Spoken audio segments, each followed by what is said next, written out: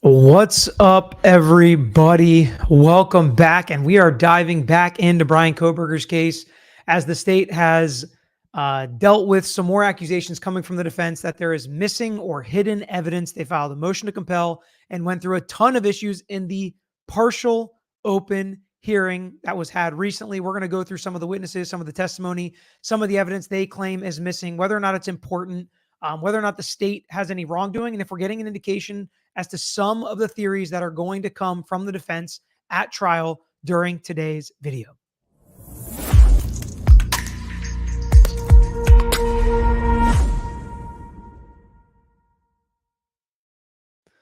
All right, so we had kind of a hearing that happened in two parts. There was an officer named Mallory that testified for, I think, about an hour on a prior hearing. I did listen to that. We're not going to watch any of that today. We're going to focus on the second day of the hearing where we had two more witnesses. The most important of the witnesses was a defense expert with the last name Ray, I believe, Cy Ray. And we're going to wait to kind of dig into his testimony before, but that's really what we've been waiting for. That's what we thought was coming. That's what I expected to hear, but I thought the defense did a really good job of laying the foundation first about what law enforcement did, what they said they have, what the processes and procedures they put into practice in place prior to sending discovery over to the defense. And then we're going to kind of recap most of the argument. We'll listen to a little bit of the argument made by the lawyers at the end because we've heard so much of it. The defense saying this stuff exists, you've got to give it to us. The prosecutor saying we've given you what we have. If it doesn't exist, we can't produce it. So we're going to listen to a little bit of that, but probably not too much. We're really going to focus on what these witnesses had to say and try to break down and understand all the evidence that's going to come out in this case and why lawyers file a motion to compel to get this type of evidence at this juncture of the case and why it's so important to get the evidence at this juncture of the case. Because it's not necessarily what they're going to use at trial. It's not necessarily exculpatory, even though it may be exculpatory, and why certain things that may not sound relevant or may not sound important could be incredibly important to the defense in a case like this. So we are going to jump in after she kind of goes through. There's been a lot of discovery. We've gotten a lot of discovery. We haven't gotten a lot of discovery, even some mandatory discovery like exculpatory evidence. We don't feel like we've gotten. So we put this officer on the stand and we're going to ask him some questions about what he did, what he knows, and what we are missing.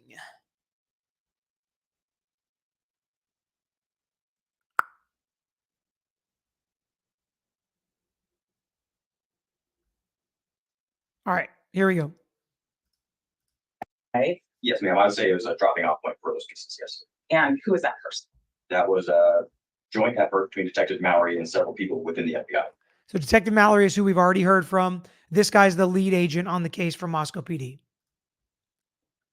Which people within the FBI? I do not remember.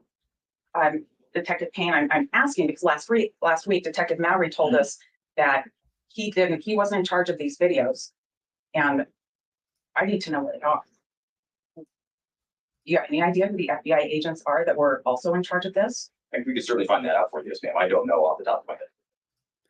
So there's a lot of I don't knows when it comes to what did you do? How did you get it? Why did you get it? When did you get it? And they just are kind of standing behind an I don't know, or the FBI or people from the FBI. And that's not always good enough for the defense, especially in a death penalty case. Okay, well, I'm going to need to do that. Let's talk a little bit about what surveillance is out there. These were cameras from different businesses. Is that right? Yes, ma'am, as well as some private residences. Let's focus on the businesses for just a minute. Those would be collected at main points in Moscow where you might find person of interest. Is that right? Yes, ma'am. We canvassed pretty much the entire city of Moscow looking for places that were willing to or could provide us video. And was it also important to think about if somebody were to come into or leave Moscow, the kind of video cameras you might find on those areas? Certainly, yes, ma'am. And that would be the east-west road between Moscow and Pullman. Is that right? Yes, ma'am. Referring to SR 270/Pullman Road. They wanted that to refer to. I know that as the Moscow Pullman Highway. Yep. I think that's the same thing, or Highway 8. Works for me. And that goes from Pullman out towards Troy in that area. Yes, ma'am. Okay. And also important in that video collection would be the north-south Highway 95, the north end of Moscow and the south part of Moscow. Is that right? Yes, ma'am. Okay. And so you collected business videos or had that done, but who I need to talk to about this would be Detective Mallory or an unnamed FBI agent. Do you Or understand that? the agents who were the officers, investigators who collected that specific video with written reports, to the best of my knowledge, stating such that they collected video from X, Y, and Z. That would be the best person to speak to about that particular video. But if they collected it and gave it to Moscow Police Department or the digital evidence people, isn't it your department that I'd be looking at and say, where is this now? Yes, ma'am.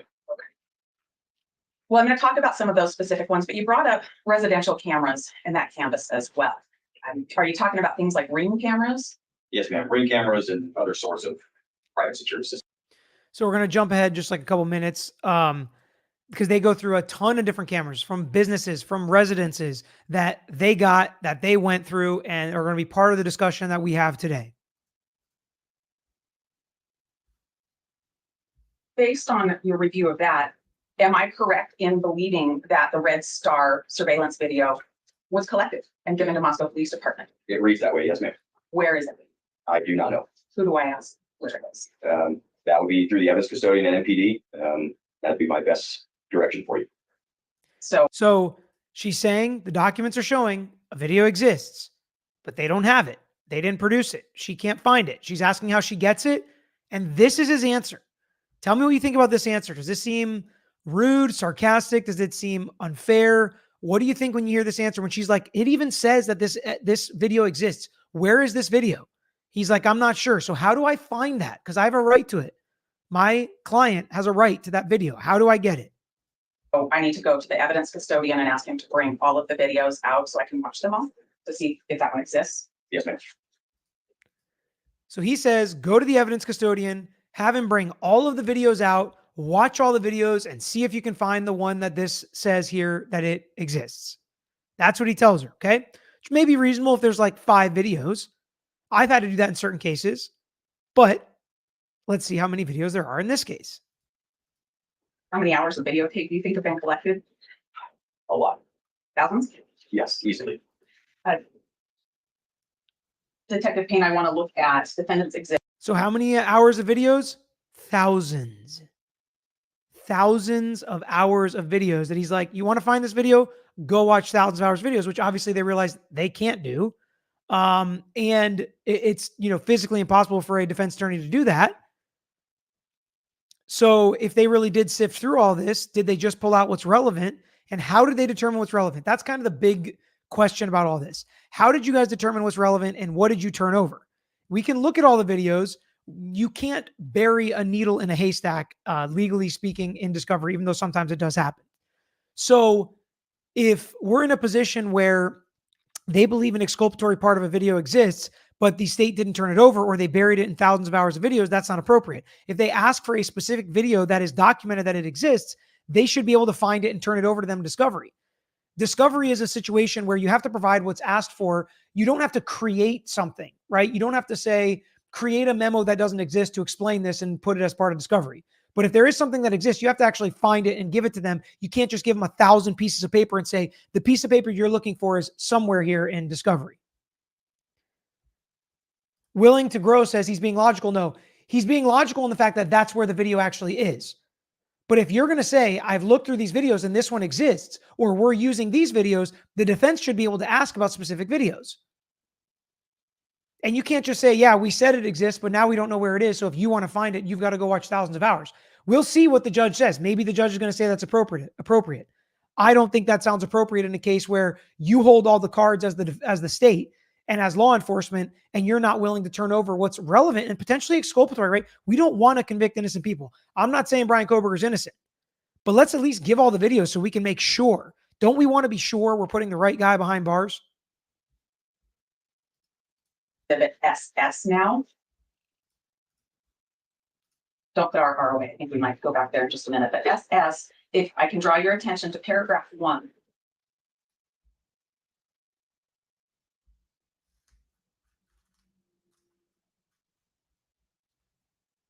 Okay. Would I be correct in believing that I should be able to have a videotape from a place called Monday's Machine? Yes, ma'am. Where's Monday's Machine? I don't know where Monday's Machine is, ma'am. It does not sound familiar to me. Can you see the address that's also listed in paragraph 1? Yes, ma'am. Does that help you know where Monday's Machine might be? It'd be south of Moscow city limits if memory serves, but that's the best I can recall. you don't know where this particular numbered address on South Main might be? No, ma'am. So again, she's making a point here. Thank you so much, Netwoman, by the way. Tammy says Ann blows everything out of proportion. So defense attorneys do a good job, and it's something that they often do where they take something that may look like a small problem and show how big of a problem it could be in a case and pound the table about constitutional rights. But those rights are important, right? And we have to make sure that they're protected. So we understand it. We'll call BS when we see it, but here the problem here is we don't really know what it is. So to not know what it is and not provide something that you've documented with an address and a business that says they have a camera or a video footage, I think that's kind of important. I think you should be able to produce that. And that's problematic. It is problematic. Azam asked, Peter, why is this hearing also have witnesses? I thought witnesses only called during trial. Obviously, I'm wrong. Celebrating 2-year membership. That's awesome, Azam. That's awesome. 2 years. So some witnesses, the judge needs help in determining what his decision should be. And if you can aid the judge in making his decision with witnesses and experts, some judges will allow that. So I think that's really what it comes down to is you can have witnesses at lots of hearings. Motion to suppress hearing. Officers have to come and talk about what they did. If you have a hearing to throw out a confession, you may have people that are at the police station. You may have mental health counselors. You may have the officers that did the interrogation. You may have video evidence. Lots of hearings have witnesses in them. Lots of hearings don't, obviously, as well. And Azam said she's going to share some memberships to celebrate 2 years. For some other people that can join, and maybe you'll stick around 2 years from now, you can celebrate your 2-year anniversary as a member with the lawyer you know. Thank you so much, Azam, for sharing the love. Okay. The next thing, she talks a lot about background, where he got information for the search warrants, what information he used to get the search warrants, some cell records from victims and their friends and videos, etc., relying on a lot of other people's work. And then the state got up to cross him, talk about how he turned over everything. He's helped everywhere he can. He even let Ann Taylor, into the evidence and showed her where it was, basically toured her through, went through a bunch of stuff that he did turn over. And what's always interesting about the state's arguments is nobody here is saying they didn't turn anything over, like they're hiding all the evidence. But the question is, did they turn over everything that's relevant or potentially relevant in this case? Because we got to remember, this is not trial. This is discovery, and the relevance for discovery is very, very broad. It's anything that could reasonably lead to discoverable material. So it's like hearsay. Somebody said something that said something. Well, could that document then lead to something else? It's not going to come in a trial, but could it lead us to some relevant information that could come in a trial? So then she wants to talk about, and Taylor gets back up and wants to talk about what he did give them.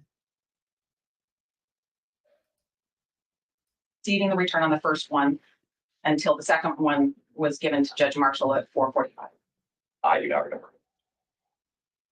Not very many hours, though. Would that be fair? Likely not. She talks about how the two warrants, I think, were back to back, very close together. I'm going to back up just a little bit so we can hear that part. It's in December of 2022, but they didn't provide them. Why would you do that? In May of 2023? I do not recall. If you included them in 2 separate warrants in December of 2022, but they didn't provide them, why would you do that? It was the language that was suggested to me to write the affidavit. So Language suggested by an FBI agent who's an expert in the field? yes, ma'am. Yes. And do you know if he saw the timing advance reports? I do not know. All right. Now, those first and second AT&T warrants were how many hours from receiving the return on the first one until the second one was given to Judge Marshall at 4:45? I do not remember. Not very many hours, though. Would that be fair? Likely not. And that's important because when the defense expert comes on, he's going to explain how much work would have needed to go into that to get the next warrant and what work they must have done to get the information to do the second warrant. Pretty quick turnaround. I want to talk a little bit more about the video and what's been turned over and what hasn't been turned over to us. And I want to focus a little bit on South US 95. Do you recall that south of Moscow on US 95 is the path that you put in your search warrant and affidavit alleging that Brian Kohberger left Moscow going south on US 95? Yes, ma'am. All right. And are you aware that one of the videos that you gave us, the coffee shop there on South 95, that leaving Moscow, you have to pass that covers 5 a.m. to 6 a.m.? I do not recall the time frame. And so the time frame in these videos would matter, right? Certainly. The time frame in the videos to be meaningful. She's saying the time frame matters because if you have a video, at 2 o'clock in the afternoon and there's no evidence that anything happened in this case, either going or coming to the crime scene at 2 o'clock in the afternoon, we don't need the video of the business at 2 o'clock in the afternoon. We need it at the relevant timeframes where he either could have been coming or going, where the video in front of this building would have picked up the white Elantra. So obviously the timing is important. Would need to cover a time that surrounds the allegations against Mr. Kohberger. Is that fair to say? You can say that, yes. Okay. And are you aware that Watson Kari Construction had a video, and that also has a very limited time frame, like 5 a.m., just 1 hour of video also? Sounds vaguely familiar, yes. And that's also south on Highway 95. Is that right? Yes, ma'am. And the one we talked about today, Monday's machine that nobody could find, that clearly was given to Moscow Police Department, that's also south on 95. Yes, ma'am. Okay. I understand that you had a lot of help on canvassing and collecting things. There was a lot to do. But as the lead agent and the lead department, is there some kind of inventory of these videos, like a general inventory that would help me know what you have and why you don't have the relevant timeframes? The inventory that would be most useful to you is the inventory of evidence that has been booked into the Moscow Police Department. That's the inventory.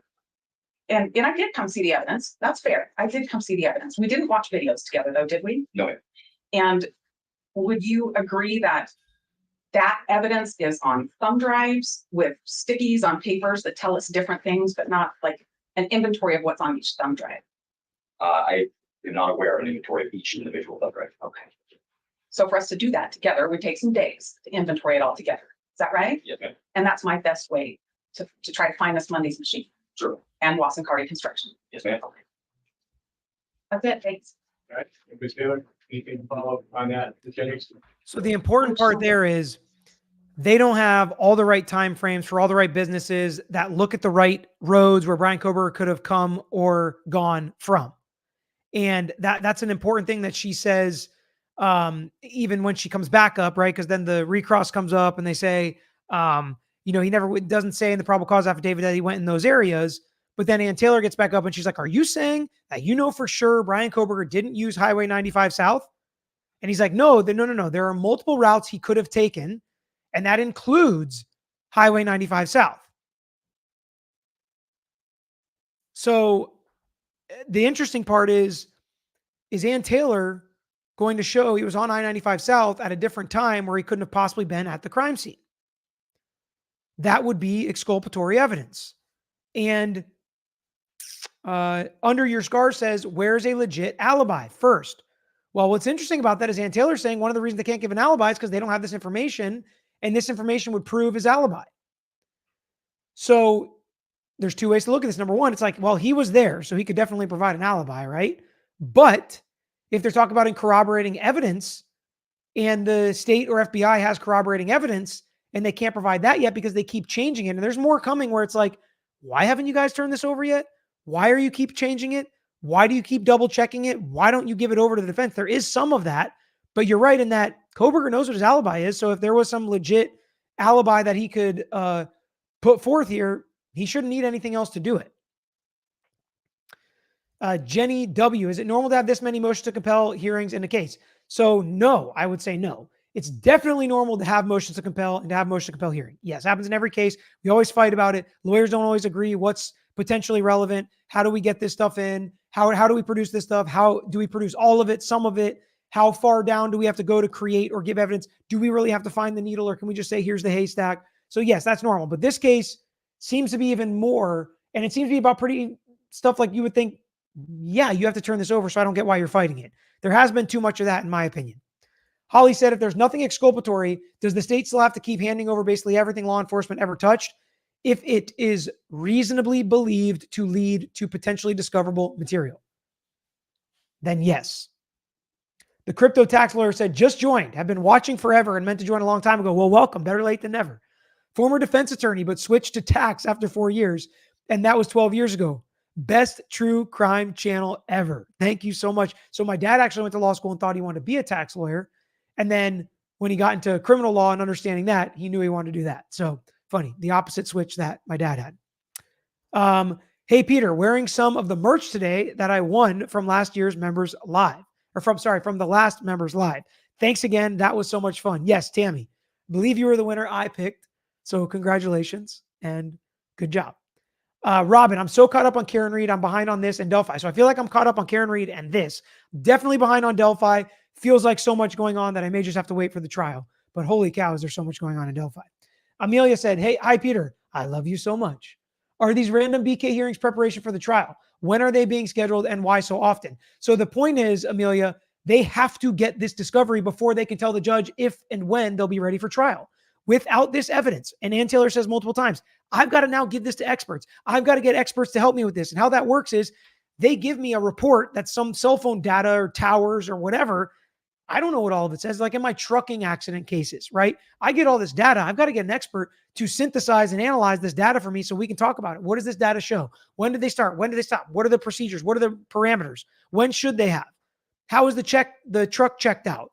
Did they stop to weigh as often as they could? And we talk through all the data that they download together. So just getting the data is the beginning part. So if they're hiding stuff or not turning stuff over, that's going to cause serious delays. And those would be delays attributed to the state if they are legitimate delays. All right. Let's jump back in now. And let me see. Let's get into Cyril. They go through his background, great background, law enforcement, military experience. The best thing he said, in my opinion, was for the defense was he believes this is the first time he has ever testified for the defense. And he's been an expert a bunch of times, all for the state. Very interesting that he finds legitimate issues with what the state's turning over in this case. Another very important line coming later. He reviewed all the necessary records. He's focused on the geolocation evidence, not necessarily messaging or what, websites or what the people Googled. But he talks about some of the things that are extremely rare that are happening in this case. He's attempt to estimate general locations using latitude, longitude. I don't want to say GPS because it is different than GPS. I believe I've looked at some ping data from December. For the most part, that's what I've reviewed so far. Have you looked at two separate AT&T warrant returns from December 23rd, 2022? I have.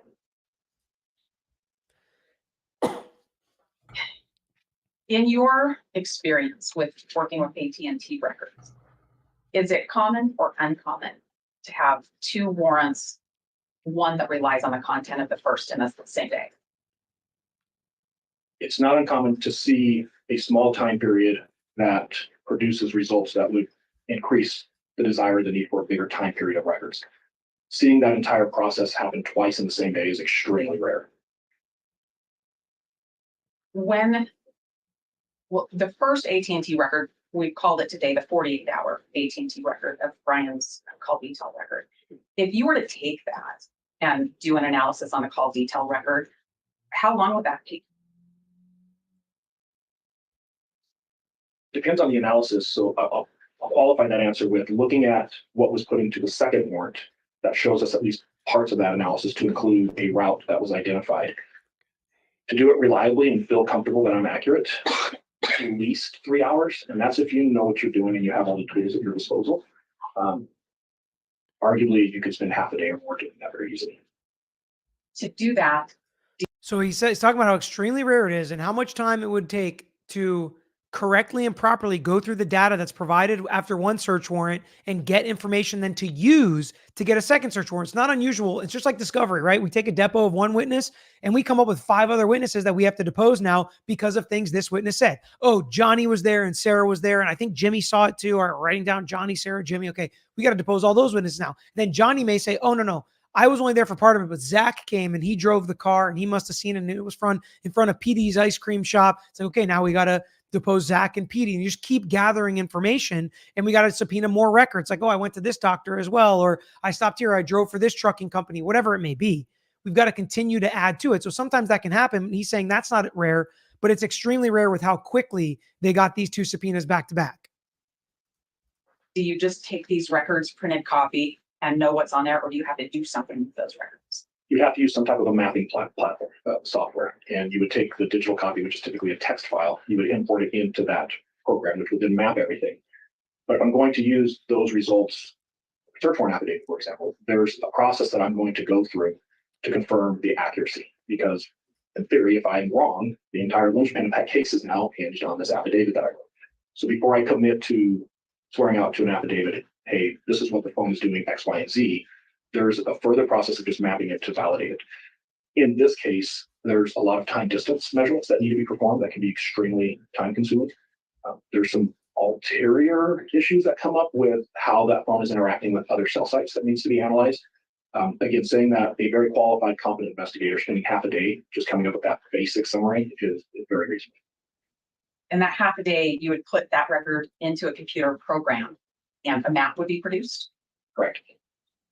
What other They're information? trying to figure out, okay, and I think what they're arguing here, and some of this, you got to know some of the stuff that's behind the scenes, some of the stuff they're not saying out loud, but I think at least some of what they're talking about here is all of the work that was done between these two search warrants or subpoenas or whatever they were trying to get.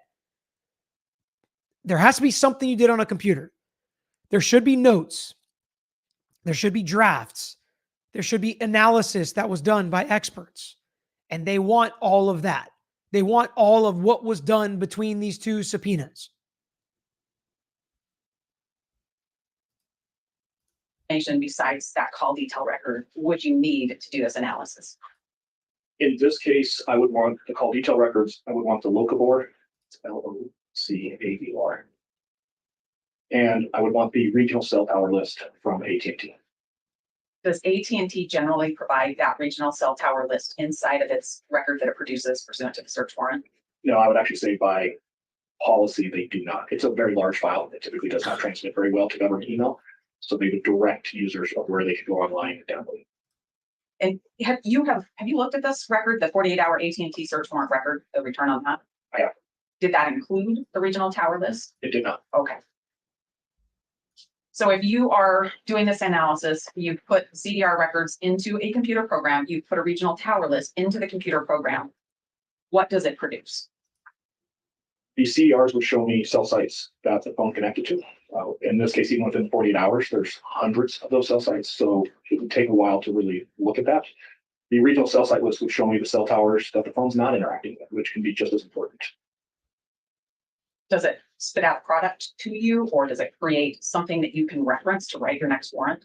Depending on which mapping platform you're using, they all create some type of a map that the person doing the analysis on can interact with, and they can change things, they can save things, they can create work product. Depending on that platform, that's saved in different types of maps, but yes, all of them would have some type of a mapping platform. Okay. So we're going to jump ahead just a couple minutes just so we can get to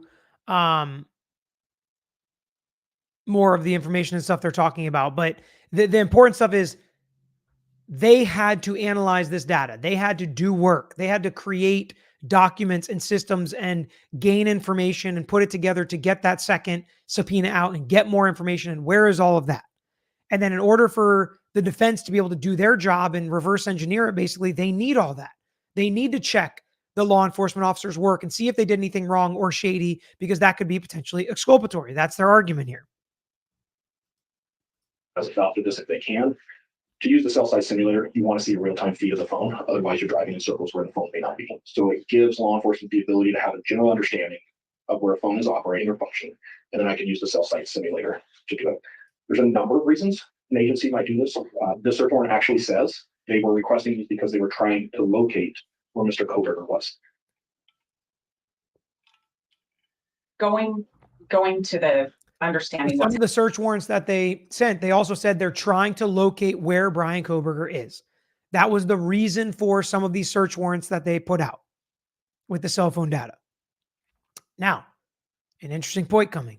Happening right now, is that used so that you don't just know where the phone was 5 minutes ago, but you know where it is right now? Within a time period, it's not a perfect system. There is a little bit of delay and the information comes in intermittently. So it's not a real-time feed of giving constant evaluation of where that phone is. But if you know what you're looking at and you've done it long enough, you get a pretty good idea. I heard you say that this is to try to find out where Mr. Kohberger is. In the information that supported this warrant, didn't they already know where Mr. Kohberger was? I reviewed a lot of documents that clearly state not only did they know where he was, they had a surveillance team with eyes on. So yes, it would be unusual. So that's weird. They're using a reason for the search warrant that they need to locate where he is, yet they have a surveillance team with eyes on him. Is that exculpatory? No. But is it potentially fruit of the poisonous tree? Should they not have been able to get the information that they got? Should that information now not be able to be used at trial? I don't know. Maybe that's something the judge will have to determine. For an agency to request this type of equipment, and I need to qualify that. This truck driving around is about $1 million. It's not something you just park in the garage at night. It's a very expensive resource. It's a very technical resource that requires a lot of training and skill to use properly. So typically when it's used, it is used for, hey, we don't know where this person's at and we need to find them. And to be very honest, I don't have an issue with that part. I've used it. It's a good tool. It's a great tool. However, if I know where a subject is and I'm physically watching him, it's probably disingenuous for me to get a search warrant justifying it that I need to find him. Makes sense. Thank you. I want to switch. That sounds right. Ashley said, Peter, should we be worried about the strength of the state's case at this point? So I don't know yet how to answer that. There's just so much that's done behind closed doors in this case that I can't say yes or no to this. It seems like the state is still confident. A lot of what's argued here for Ann Taylor is sometimes you can win legal arguments and do a really good job and put up a good defense, but the guy could still be guilty and you could still lose.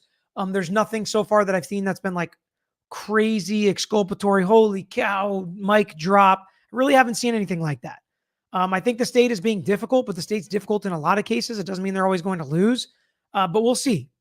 We'll see. Cat Yarb said, I forget what fruit of the poisonous tree is. It just means if you illegally got a search warrant, that's the tree that you build is an illegal poisonous tree.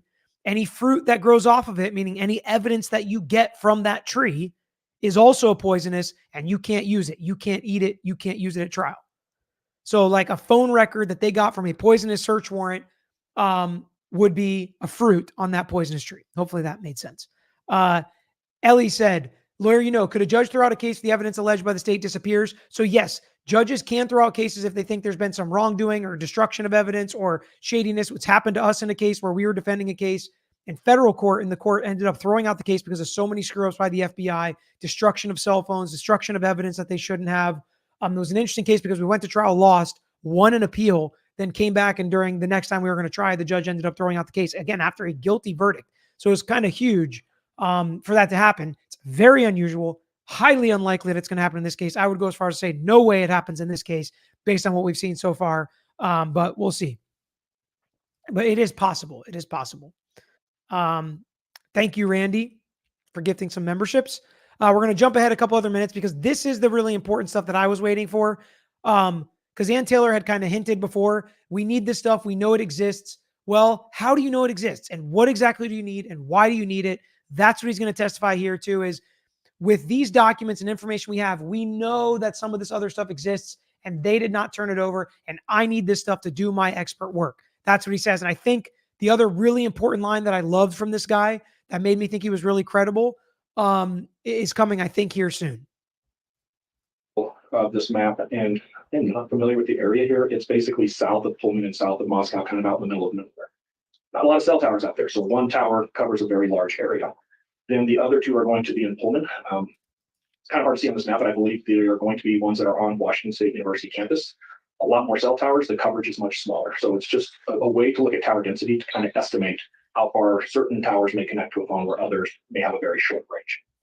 And is it based on that difference in towers that causes you to know that a certain type of tower report was used?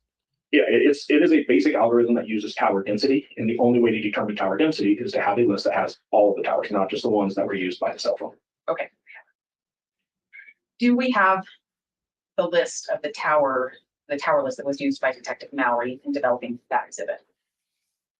Detective Mallory stated he did not use a tower list to create this exhibit. So no, but I'm not sure how to answer that other than I haven't. She said, do we have the tower list that Mallory used? And he's like, well, Mallory said he didn't use a tower list to create this. That's an officer intimately involved in this case said that he did not use a tower list to create this. Now, again, I'm no expert and I'm getting lost in some of the stuff they're saying. We don't see the exhibits. This is not trial. They're not going into all the background necessarily. They gave us some. So we're not going to necessarily get into what it means if we agree or disagree that you need X, Y, or Z. But listen to what he's about to say. Mallory said he didn't use a tower list to create this. See one. Should it be there? It is physically impossible to create this map without it. So this is an expert, a lot of experience, who usually works for the state, former law enforcement and military contractor, I believe. And he says, this cop said he didn't use a tower list to create this, but my opinion is it is physically impossible to do this without the tower list. I'm going to back it up again because I was a little disjointed just to make sure I'm not misquoting him. Developing that, the list of the tower list that was used by Detective Mallory in developing that exhibit. Detective Mallory stated he did not use a tower list to create this exhibit. So no, but I'm not sure how to answer that other than I haven't seen one. Should it be there? It is physically impossible to create this map without it. If you had the logs from the CASBIZ program, would that give you more information about what was used? It would. We would need the CASBIZ program as well. The logs are saving certain settings, and it's a JSON format, which is just a software language. We could load that JSON file into the CASBIZ program, and for the most part, we could replicate exactly what was done. If I understand that, to turn it around, in order to replicate that and to see what was done, you would need a CASBIZ program. Is that right? Correct, and preferably the same version that was used. And you need a JSON file that was made by Detective Mallory. Is that right? Correct, and depending on where this software program is, we would probably need the source data again because it may not be automatically linked. Anybody who did PowerPoint 10 years ago, you make a PowerPoint on one computer, you save it on a thumb drive, you go to a different computer, all the links are broken. It could create a situation like that. So you would probably need the original source data as well, just to be sure. What's the original source data? In this case, it would be the AT&T CDRs and the cell tower, the regional cell tower list. From that time? Correct. Okay. Well, no, if we're trying to recreate this work, this is where it gets a little bit complex. We would need the exact AT&T tower list that Mallory used but didn't use, which makes it really difficult because AT&T updates these on a fairly regular basis. If he used a November list and I use an April list, the results could be different.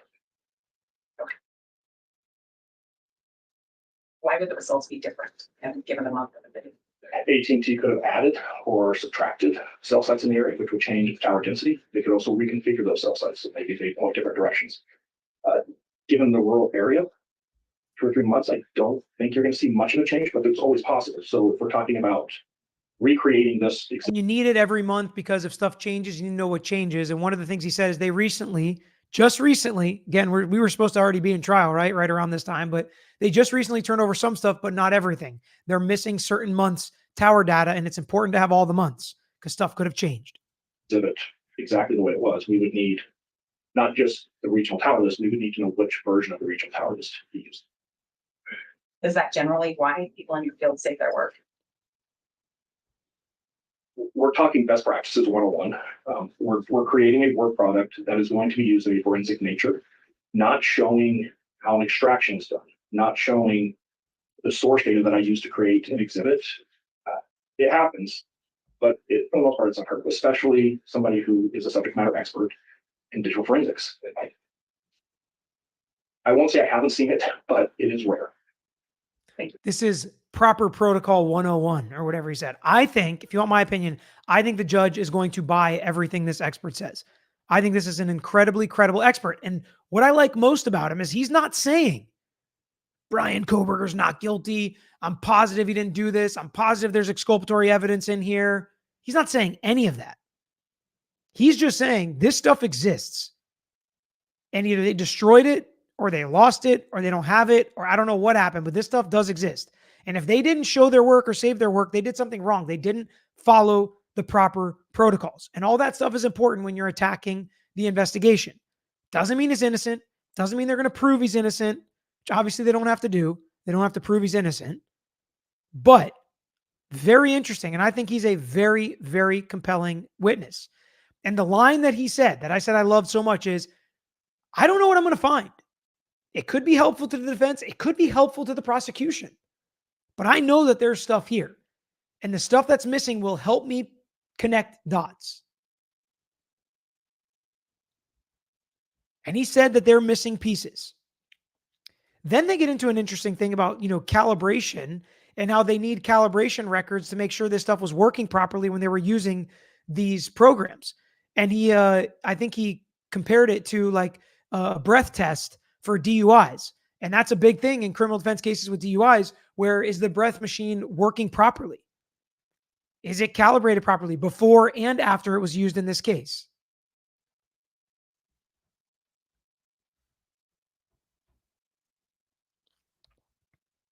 Susan said, no, he said he didn't know if the findings will prove that the state is correct or if it could prove he wasn't. So that's exactly what I'm saying. It could be something great for the state. It could be something great for the defense. He doesn't know.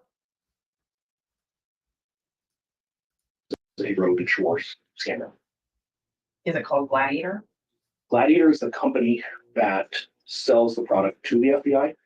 Gladiator actually buys this product from Road Schwartz and it does what they call white labeling. So they buy the hardware from Road Schwartz and they kind of slap their sticker on it and they put their software in it and then they sell it to the FBI. But ultimately, it is a Road Schwartz piece of hardware. And once you have that piece of hardware, once you have this device, does it just work forever, or is there anything that has to be done to make sure it's working properly? It is a technical piece of equipment that takes measurements. It is required to be calibrated. The best way that for probably really important to think of, if we go a little old school, is the old breath test. If you had a DUI and law enforcement couldn't produce the calibration records of the breath test, it was really problematic. Similar thing here. We want to see that the device is calibrated. In this case, it's really important because, keep in mind, I reviewed thousands of these drive tests over my career. So what's interesting about that is we've literally won cases or got hung juries because the breath machine, not instrument, I like to call it a machine because they like to call it an instrument, but if you can show the calibrations weren't working, if they had to, like we had a case, Pete and I, that we tried as a week-long DUI trial. It's crazy. But they had to send the machine away. They never used it again after our client. They had to send it away, fix a bunch of parts, take stuff out, take stuff in, and work on it to get it to calibrate because there was something wrong with it. Now, was there something wrong with it on the day it was using our client? The state argued no. We argued yes, or that you can't prove it wasn't because you never used it again and you had to send it away to get corrected right after. And the jury agreed with that argument.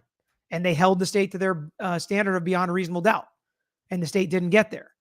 So just interesting how this stuff can be really, really important. And you have to keep these records and you have to prove it. There is a significant gap that I believe there's something malfunctioning in the equipment or the operators are just not paying attention. I can't tell you which one it is. So in this case, the calibration records to show that that device is functioning properly are really critical. Do we have those calibrations? What's funny, DB said, Peter saying it's a machine is so smart, not an instrument. It's funny. And it's something we argue about. And the judge lets us because machines can break. Machines have all these parts and things that can go wrong. Instruments are very different in how people view them. Right. And so I think it's funny how, we push back and forth on that. And some people that understand, they get the difference. And I think it's pretty funny. Records on the device that was there more than one device used? There's actually 2 devices used. And was this drive test done on just one day? Is this a one-time shot? No, I think there's maybe 5 days total that I've seen drive test data collected. Okay. So now let's talk about the calibration for this instrument or this machine. Did we get records for all the machines that were used by the When she says instrument or machine, right? Because, instruments are known just to measure things, but machines sometimes create outcomes, right? Because they're machines and they can work. in this case? We got the calibration records that were taken prior to the use of these of the samples. It'd be really helpful to have the calibration records after the use. So we kind of need to bookend those because we know that it left Road Schwartz factory in October and everything was working great. When it came back, we don't know when it came back and we don't know if it was functioning properly when it came back. It's not uncommon for there to be errors. If I saw a report and said it came in and it had 2 errors, it's not the end of the world. The sky doesn't fall. You have to get into the documentation to see what those errors were. Yeah, and that's exactly the fact. There could be an error, there could be a problem that might not mean anything, but we should still know that because it could mean something. And everything could be wrong if the machine was putting out wrong information, right? I think we can all agree on that. Normally, the device kind of self-calibrates itself. If you know what you're looking at, the major concerns that you would see the calibration is off, it becomes very obvious because results are really flawed. That's where I have a concern in this case is we have what I consider a significant chunk of data for specifically a location where the instrument is running. There's no doubt it's functioning, but it's not properly collecting AT&T data, which is concerning as to why.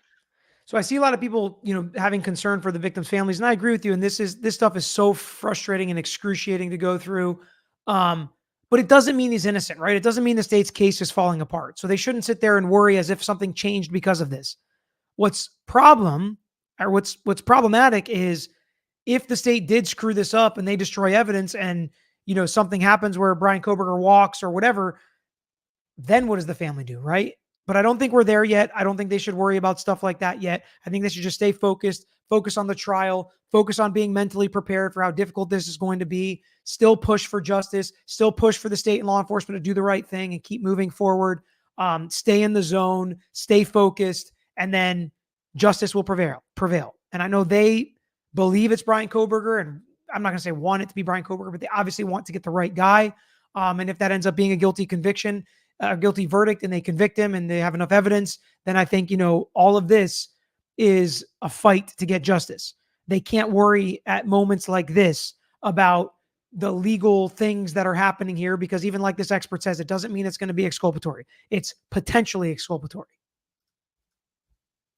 Because there were multiple drive tests done, and you talked about bookending these calibration reports, would you need to bookend all of the time that the drive testing was done with these calibration reports? And what I'm saying is, if there's something done in November and then drive testing done in December and then more drive testing done in January and then maybe some in March, do you need the bookend calibration reports around each of those drive tests? You would. To date, I haven't seen any drive test data, I believe, beyond January 5th. And I'm not sure the time zone, so maybe it could creep into January 6th. But if there's any drive test data after the first week of January, I'm unaware. Okay.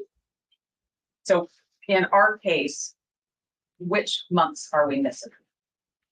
For the calibration, Yes. whatever the next calibration, the FBI would choose when to send these devices in. So whenever that next calibration report was generated for these two devices. On the calibration certificates we have, I think you told us that after the maintenance, it went back into service and passed inspection, was functioning properly. But when it came in, it didn't have multiple errors, but when it went out, it was functioning properly. Is that why you need to see the next one on the other side of the drive testing? That is correct. Okay. Now, when we're thinking about the data the drive test data that we have that's missing some significant portions, could it be because the machine wasn't working right all the time they tried to do drive testing? Yes. Okay. Is it also possible that the FBI agents using this machine weren't properly trained to do the drive test data, or to do the drive testing and collect data? I know of the two FBI agents from prior lives. I believe they're properly trained. So she's like, it could be a machine issue, or it could be a failure to train. How do you know? What do you think? And he is like, this is the guy. He's like, I'm aware of these FBI agents. It's not a training problem. Isn't that interesting?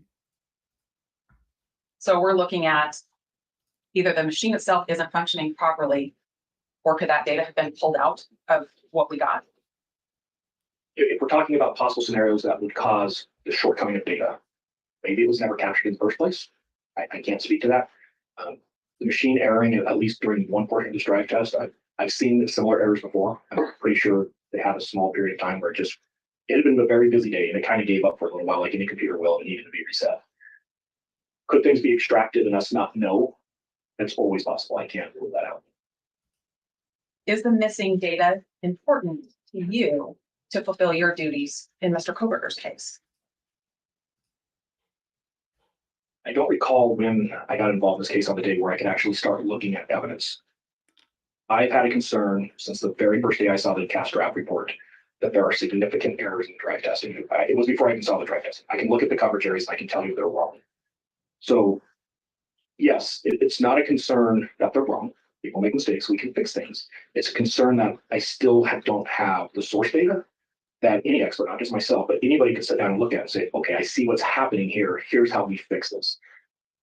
Unfortunately, that mistake has a ripple effect, and I'm seeing multiple errors that are happening as a result. That's a problem. He sees errors, but he can't figure out why because he doesn't have the source data. Mercy Cat, I didn't know he was doing it pro bono. That makes it even more interesting. So that's why this data is important, is we've reached a point that we need to determine, is this just human error? Is this accidental? Is it intentional? Is there other things at play here that's changing this narrative to where there's clearly some manipulation of the original data? And having that data, will that help us answer that question? It's the only way we're going to answer that question. All right, I have just a couple of other questions. So they need to get that data because It's the only way to answer these questions. It's the only way to figure out how these mistakes were made, because mistakes were made. There are things that are wrong here. There are things that are missing here. Now, again, I can't say this enough. He is not saying what this missing data will actually show. He just knows that there's data missing and that there's information missing. Amber said, Peter, do you still think the trial will begin in 2025? I would say more than 51% likely it'll happen in 2025. Ohio lady, Peter, if the state can't provide the defense all the discovery from the FBI, is the state still able to use it against them? No. If they don't provide it in discovery, they can't use it at trial. And one of the things the defense wants the judge to do is like give a cutoff. If you don't provide this stuff by X date, you can't use it. It's out. Because some of the stuff they're just providing now that they asked for at the beginning of the case. Cheryl, is this common in criminal cases, not having and or turning over this kind of data? So in some cases, yes. In some cases, you don't have either a defense attorney that cares enough or enough resources to fight stuff like this or hire an expert like this. So you can't even do it or fight it. You ask for it. The FBI says it doesn't exist, and that's the end of it. And it's really sad to see the cases that happens in. But if you have the resources, sometimes it happens. And if you can prove stuff is missing, yes, you can usually get a judge to force them to turn it over or force the FBI to go back and show their work. Daybreak, is that a commonly known difference in semantics between the prosecution defense instrument versus machine? Yes. Yes, it is. Joseph, are we wrong, Peter, to feel like this is the trial? Yeah, this is not the trial. It's very different. He's not providing evidence. They're not proving guilt or innocence. They're just basically proving stuff exists. We need it, and you guys aren't turning it over to us. Netwoman, is this normal to have a hearing? Why is this not done during a trial or at least a brief or supposition? I'm trying to sound smart. I don't know what the word is I'm looking for. Thanks in advance for always covering Kohberger. So I think what you're looking for is, why can't the judge just decide this on the papers, right? One side writes a brief. They can even have an affidavit signed by an expert. The other side responds in writing. The judge reads everything and makes a decision. They can. Some judges like to have it in hearings. Some judges like to have it on the papers, but some lawyers request hearings. And I believe that's what's happened here. And if a lawyer requests a hearing, usually they're entitled to it, to present the evidence, make their arguments in front of a judge. That's what lawyers do, right? So that's why we're here. Okay, he talks about how the FBI only mapped about 6%. Mallory mapped about 18%. So there's still 80 plus percent not mapped, which would give us a much more detailed story of, where the phone went and put that route out there. And let's kind of listen to the last couple minutes of his testimony. And then there is no questions by the prosecution of this witness, which I thought was very interesting. I'm not going to say that I've mastered them yet, but I have a good idea of what was provided and what it means. Based on your, I guess, not as thorough as you'll do review of these records, do you have a sense as to whether these records matter to us and what we're doing to defend Mr. Kohberger? Given the timing of these records, from what I can tell in the emails that were produced by Detective Mallory, these records were generated on the 23rd of December. It's when everything started with probable cause statements. If I had to pick a time when the wheels fell off the wagon, that's the date. There are statements and there's assumptions made in the records that will never be supported by the data. There's a lot of claims that are said in these emails, and even the name files of the records are problematic.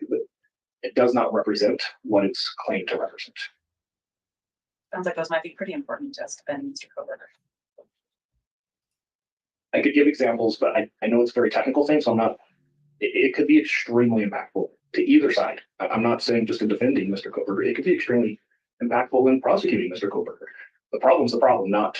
He's saying it could be impactful in prosecuting him. It could be good for him, but it could be good for them.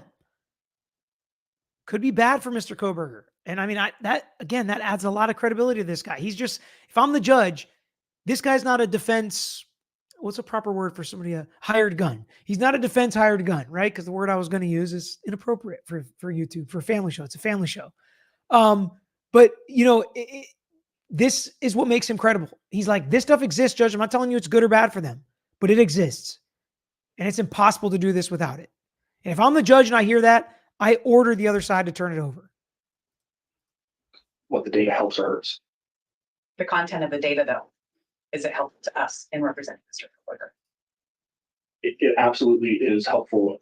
Everything that I've seen to date is concerning to me because it's exculpatory. And I need to clarify this. When all of the records are produced and the dust settles and I have time to review it, I reserve the right to say, no, now I'm seeing everything. here's what I'm seeing. Because of the piecemealing of the data, because of the missing data, because of data that I'm reviewing that is incredibly inaccurate, everything that is missing is absolutely in the benefit of the defense right now. There's other reports that I believe are missing that I can't tell you are in the benefit of Mr. Kohberger or in the benefit of the state. If I was contacted on December 1st by Moscow Police Department, there are things I would have absolutely said, you get this today, do not hesitate, and especially come December 23rd. Not because of who it's helpful for, but because those documents are the only things we're going to get that's going to be able to allow us to interpret what it really means. Yeah, Robert, it's as family as it can get on this channel, right? But he did say there that there's absolutely inaccurate and incorrect information throughout these reports, and that could be incredibly exculpatory. But what he's saying is the information I don't have, I don't know whether it's exculpatory or not. So he absolutely thinks that there is some stuff that is big time for the defense in this case. That's what I'm gathering from his testimony. When we don't get those documents and we piecemeal things, it creates this narrative that is very harmful for the defense's case. As I've got more documents, I'm finding it's not harmful for the defense's case. There's a lot of misstatements that have been made. So yes, to your question, to date, it is very helpful for Mr. Kohberger. I reserve the right to change that opinion in 6 months, depending on what type of documents are released and what's out there. Fair enough. I need just a minute, but I don't think I have any other. All right. So that's the end of his questions. Then we get to arguments. And the first argument was about the subpoenas and how they don't have the subpoenas, even though they have the documents and they want the subpoenas. The state says they have all the production. They have everything that the subpoena produced, but they just don't have the piece of paper that is what it requested. So is that important? Is it not? I'm starting to think like, oh, do you really need the subpoenas? And then how the defense asks, it's like, yeah, you do. And here's why. Because there are some scenarios where the subpoenas might not be that important, but there are others where it absolutely could be important. So let's listen to the defense's argument here. I kicked it up a little bit because I didn't realize we're almost already at an hour, which is wild. And I still have a little bit I want to get through here. Make sure you guys hit the like button if you haven't already as well. Please hit the like button and subscribe to our channel. Where does this start? 217. Said that the dates, well, all the subpoenas that were provided to you, 71 subpoenas, and those, each one of those had the scope of what the request was in the subpoena, and that it would be dated. No? That's not true. That's That's not true. No. There are all kinds of different records and different methods that the people that were the businesses and the people that were asked to produce the records produce them in different form. I do not know when they received the subpoena, the timing of it, and I do not know for all of these what was the scope of what was asked for versus what was produced. I do know what's produced, but I don't know the timing. And the answer of the date discovery provided, which is in Exhibit 1, that the date that a discovery is provided to us doesn't answer the first two questions that I have, which is the timing of when they asked for it and the scope that was stated in the subpoena of what they asked for. Some companies were asked probably for a certain number of months, and they didn't have records that were responsive to those number of months, right? Because when the state's doing this, that's some of the important stuff, right? What did you ask them for based on what they produced? Because if you only asked them for 1 month and they produced 1 month, why didn't you ask them for the before or after? If you only asked them for 1 hour, why didn't you ask them for the whole day? And if you asked them for the whole day and they only produced an hour, why? So they need to know whether or not this stuff lined up and matched up. And they need to know when you asked, when you got it, when you turned it over to us. Are you delaying things? Are you slow playing things? So they want to get all that information. And now I'm like, yeah, I get it. Why in this type of case with these issues, why it could be important to also have the subpoenas. investigations, they're not necessarily knowing exactly what records exist. So being able to be specific is important. And I want to touch on this issue of it. It's not in their possession. I get that. But you have complete control over what evidence is going to be coming into this case with your orders. You make it crystal clear, produce it or it's not coming in. That's the first level of sanction. And then we can just get going from there. You know, something that's destroyed, you can't produce that, there's going to be a spoliation instruction. Something that we keep repeatedly asking for and it gets past time, we're going to knock the death penalty off the table. You know, you have control to get these issues that we are struggling with fixed by saying. She's basically saying, threaten the state that if they don't do this in a timely manner and they don't do it right, you're pulling the death penalty. There's going to be some recourse. There's going to be some remedy. There are certain things he can do, but he is somewhat limited. And that's what he's going to say here, which is kind of funny. This is my order, produce it, or there's going to be a sanction. You may be overestimating my power. I think, I I can't think you're control everything. underestimating your power. Well, I have a good sense of where my power. He's like, I think you're overestimating my power. She's like, I think you're underestimating. He's like, I think I know what my power is. And she is wrong. He can't just set arbitrary threats on things like that. He can say it's not going to come in if you don't produce this. He can tell them that he's going to sanction them and do certain things. And then he can say, if everything you're doing delays the trial so much and violates a speedy trial rule, like kind of what happened in the Lori Vallow case, then he can remove the death penalty potentially. So there is certain things that he can do, but he can't just do what she said, kind of just like throw the hammer down quite that hard. He's got to make sure he tries to do the least restrictive and least harsh things first. Starts and ends. So I don't know. I mean, there's so much discovery that has been shared. Are all of these 71 subpoenas, have they been provided to me at this point? Because I don't think I've seen them. No, they went through a federal grand jury. So this, we haven't seen anything in terms of grand jury testimony transcripts. What I have surmised based on my federal practice, because I spent about 50% of my time in federal court, is that they used a federal grand jury as an investigative tool because the FBI is partnering with them. That makes complete sense. These subpoenas are in the hands of the 3 agents that I gave you the names of. They haven't come through you.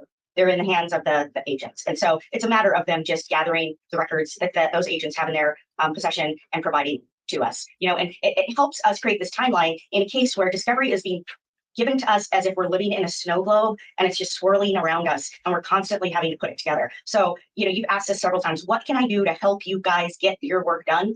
This is one of those things. Let us see the subpoenas so we can overlay this in our timeline. But you just want the subpoenas. You don't necessarily are going to get the response. We have the responses. We have the records. But what the records don't tell us is what was in the subpoena. It's like a warrant return. It's like his wheels are turning too. So I get why it's a little unusual why they would want this, but that's a specific issue with this case. What is a warrant based on? It's based on an affidavit. So Right. this is what you want, the paper that says And the this is what we want. And the exhibit A that's attached to that, which I didn't give you a copy of exhibit A, but exhibit A is attached to each one of those. And then it specifies to the company, you're looking for phone numbers that are this, and this for these dates. You're That looking doesn't have the date on that when in it was served. those subpoenas tell us, we know when they are served because it comes back with a date on it. And then, Right. and then attachment A has the scope of what they've asked for. What we've gotten is the documents without, it's like not having the affidavit to the warrant return. Okay, I think I understand that. And I'm going to go back to Ms. Jennings and just clarify. What have they been given already? They have been given records in response to all 71 of those federal grand jury Do they subpoenas. have dated on there? Because that's Many of them do. You can see that from the description of the conference that I provided Yeah. before. I can't say that all of them do, but many of them do. well, that's They're very like- important apparently for the defense, as Ms. Mathis said that timing is everything here. So I think that's what they're really after. That's one of the things they're after is just the time frame. We can seek to inquire as to, because what I keep hearing is they need to know the date that these various companies received the subpoena. We can still inquire. It's provided on a lot of these, Right. but on the ones we're missing, we can attempt to inquire and find out the date that it was served. And we can still do that without providing the piece of paper. Well, besides the timing, what's the relevance to this? This And for jury. okay. So what is the relevance? So what's the relevance to the subpoenas specifically, which I think she's already explained. But aside with the timing, okay, and the scope. That's important. Judge, I'm not going to give you the specific date right now in open court on one of the subpoenas, but they used a subpoena to get one of the most critical pieces of evidence in this case, and they know that. My guess is that's the DNA on the knife sheath. I don't know that to be sure, but again, there's some cryptic stuff, there's some hidden stuff, which makes it difficult to really know and break down all this stuff and say what should or shouldn't happen because we just don't know everything. And the IGG stuff happened in the afternoon on this day, which was in closed court. Okay, And they are going to use that. it's something that I don't know about. I mean, you probably you do know of it. It's in the probable cause affidavit. Okay, thank you. All right, Ms. Jennings. you What I want- can tell you is that for the majority of the stuff, we did state search warrants, and we've received many of these records that way. Okay, thank you. All right, enough with that. Thank you. All right. So that was the end of that. And then we get to argument number 2, which is all of the discovery issues. And Taylor goes through a million. We're going to listen to kind of the beginning one, and then I'll just kind of run through the rest to finish out the video. But there's a bunch here. Brooklyn Basement said AT has a slower cadence when questioning witnesses. Is a lawyer style / a psychology of lawyering something that is discussed and taught in law school? Sometimes if you talk too fast or you miss certain points or very specific pauses and stuff like that can be taught. But a lot of that comes with what are you comfortable with? What's your natural style? What's your best way to present this stuff to the jury? You can't really act or try to be somebody else. You've got to use your stuff. If you're higher energy, if you're a little slower and lower, you just got to work with what's best for you. But you definitely don't want to go too fast where the jury's missing some of the stuff that you're saying. Rebel Duck. Hi, Peter. Please clarify for people that think this is a ploy or stalling game by the defense. These are legitimate concerns, correct? Absolutely. Especially when you have an expert like Mr. Ray telling you how important this stuff is and how wrong this stuff is and how you can prove it's wrong if they'll just give you what you're asking for. And what they say doesn't exist actually does exist. And that's going to hurt their credibility in front of the judge. So I think it's very important. Okay. Let me jump ahead here to this next argument. To double check. But the hard part of this for me is that on January 9th, we asked for these CASVIZ logs. And the response was from the state was CASVIZ does not produce logs. And so she's going through, like, they asked for these CAST logs, and CAST is the cellular analysis survey team, and they gave 5 different reasons why they couldn't give it to him. And now they are going to give it to him, but they still haven't yet. And that's not a good thing. I'm going to ask you to order them to double check. But the hard part of this for me is that on January 9th, we asked for these CASVIZ logs. And the response was from the state was CASVIZ does not produce logs. And that's just not true. It does. It's capable. It produces logs. You've heard that in the testimony. Then we filed our motion to compel and explained we have an expert. We know it produces logs. We're going to bring them. And the response was the working files were not saved. We received that response on April 23rd, 2024. And then on May 10th, we got a little bit more explanation about default settings were used and optional session files were not uploaded. This is really, really difficult because of the varying answers that we've received. The court's heard testimony from Mr. Ray about how important these logs are to know what was done. This is really challenging. We can't recreate what Detective Mallory, who testified before the grand jury, did, unless the court orders that we get the tower list he used and we have the CASVIZ program. And quite frankly, that's what we want. We need to see how this work was done. This is important work. I'll tell you the other thing that's really troubling and frustrating, aside from the other files that we received in preparation for motion to compel, is these screenshots that we got for the first time last week when we're on a motion to compel and have a witness before the court. We didn't have those screenshots that Detective Mallory had created before. The only thing we had was Exhibit 48 that was given to the grand jury, which is a video that was handed over then. So this is really problematic to be told these varying things and then have something else produced on the day of testimony. Your Honor, we are going to request that the court order that we have the tower list used by Detective Mallory and access to the CASVIZ program so our expert, Mr. Cy Ray, can go through and see what Detective Mallory did. That it's imperative that we be allowed to do that. That's the only way to recreate what Detective Mallory did. It seems to me he did acknowledge that he just went back and provided this a day or 2 days before he testified that he found this additional information. So I'm thinking that the state got that information and had provided that to you. Now, we also heard a lot of the quotes missing pieces today, which I'm guessing that FBI, Mr. Balance and Detective Mallory are going to go back through that and see if there's something else. At this point, I'm assuming that, some things may have fallen through the cracks. I mean, it is very complicated. There was a lot going on. We have some time before a trial. I just hope that everybody goes through their computers or their files or whatever they're going through so that it's complete.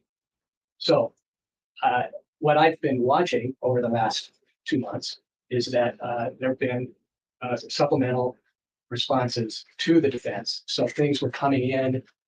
They were waiting for information to come in so that they could provide that to you. So that's why I don't want to go backwards either. I just want to make sure that we are addressing what you don't have and what actually you're entitled to. So that's the tower list. I mean, I don't know anything about tower list, so I'm learning about that. I don't know that Detective Mallory addressed that, maybe unless I missed that.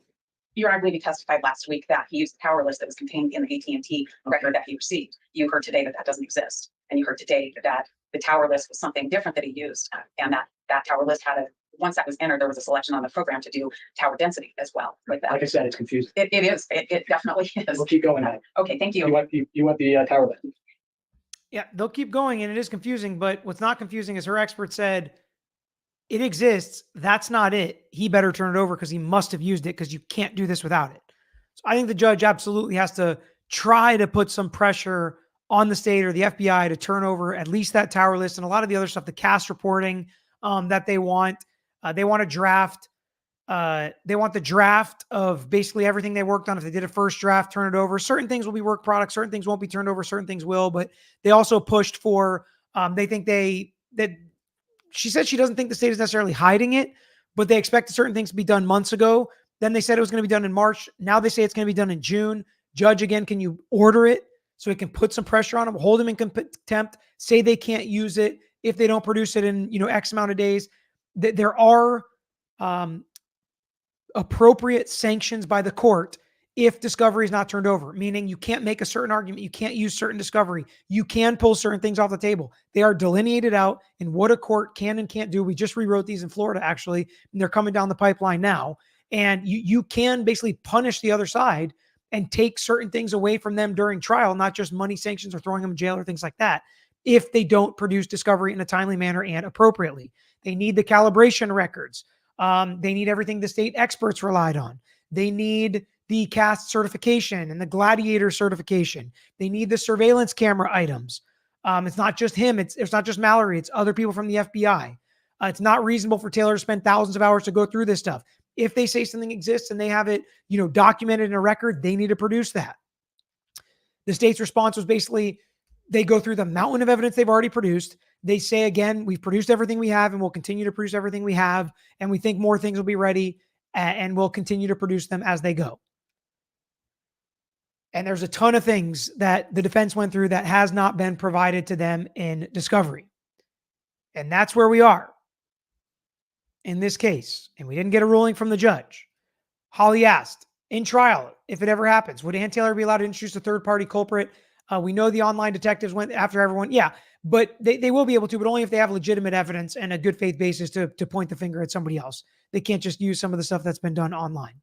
Lauren, have trials always been this difficult? Is the rush of technology making things harder to see or easier to see? I can't decide. Well, I think it's going to be harder going in the future with all this AI and deep fakes and being able to edit things and create different versions of the truth.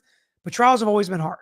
It's always been hard to prove certain things. It's always been hard to prove if you believe something's lying, if somebody's lying, if you're the defense, or that they strong-armed or coerced or induced somebody to do something. It's been harder to track problems if we don't have, the key card that, goes in and out and the digital footprint of everywhere you go if you search something. So I think it's been easier and harder, but trials have always been hard, and I don't expect that to change. I do not think the case is going to be dismissed over this. And thank you, Netwoman, for gifting 5 more Lawyer memberships. We went overtime again today. It's been harder and harder to keep some of these videos to 1 hour, but you guys are the best. Thank you so much for showing up, for giving your questions and your comments and adding so much to this content. Please don't forget to hit that like button on the video and make sure you subscribe to our page, hit the reminder bell. We watched one of the interviews Nate Eaton did with 6 jurors from the Chad Daybell trial. I gave my recap and breakdown and response and thoughts on that. We learned so much. That's going to go tonight, I think, at 9 o'clock EST. So make sure you hit that reminder bell and show up to that. That's going to be a premiere of something I already recorded today. I appreciate you guys so much for sending those things to me, for hanging out. Thought we were going to get the day off for Karen Reed, but then John said everybody's asking about this 4-hour Brian Kohberger hearing. So that's what we did instead, because that's what the people wanted, and that's how we determine our content on this channel. So I appreciate you guys so much. Until the next time, I am out of here. Thanks for watching another episode of The Lawyer You Know. If you enjoyed the episode, please hit the thumbs up and share with your friends who may be interested here on YouTube. And don't forget to subscribe. You can also follow us on Instagram, Twitter, Facebook, and TikTok. And don't forget to check out the Lawyer You Know podcast with new seasons dropping every quarter. If you have a case you want to talk to us about, if it's a personal injury case, wrongful death, catastrophic injury, car accident, or slip and fall case, please email us at lawyeryouknow@gmail.com. And of course, all these links I just mentioned are included in the description below on this episode and every episode. So until next time, this is Peter Tragos, The Lawyer You Know.